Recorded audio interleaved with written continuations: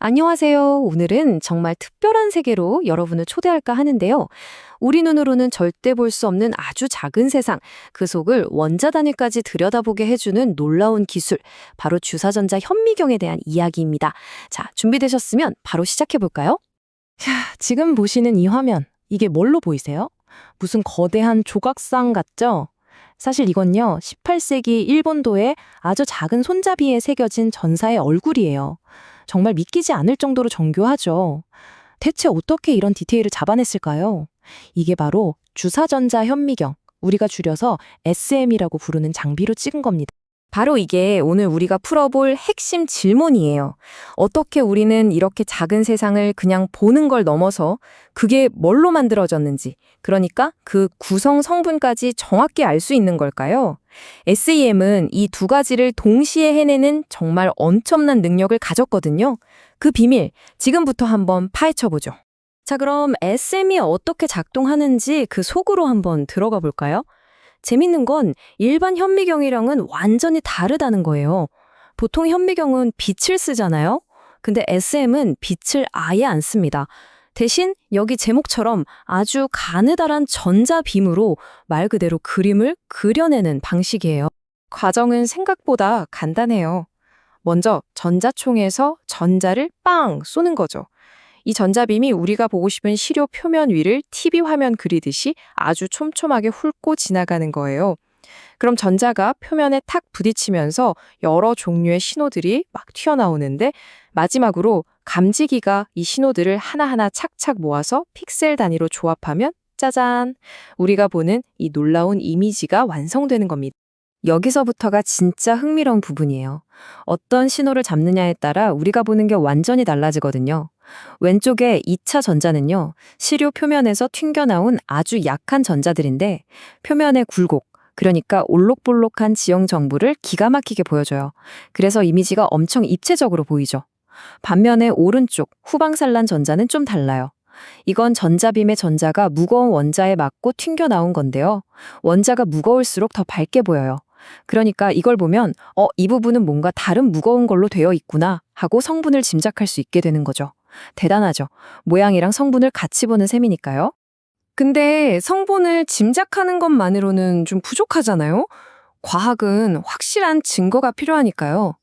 자, 여기서 SEM의 두 번째, 진짜 어마어마한 능력이 나옵니다.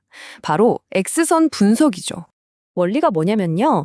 전자빔이 원자를 꽝 하고 때리면 안쪽에 있던 전자가 뿅 하고 튕겨 나가요. 그럼 그 빈자리가 생기잖아요. 그때 바깥쪽에 있던 전자가 에너지가 더 안정적인 그 빈자리로 쏙 들어오면서 에너지 차이만큼을 X선 형태로 방출하는데요. 제일 중요한 건 이 X선의 에너지가 원소마다 다 다르다는 거예요. 사람 지문처럼요. 그래서 이걸 바로 원소의 지문이라고 부르는 겁니다. 자, 그럼 그 지문이 과학자들 눈에는 어떻게 보일까요?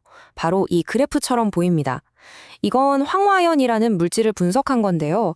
저기 뾰족하게 솟아오른 부분들, 피크라고 부르는데 저게 바로 지문이에요.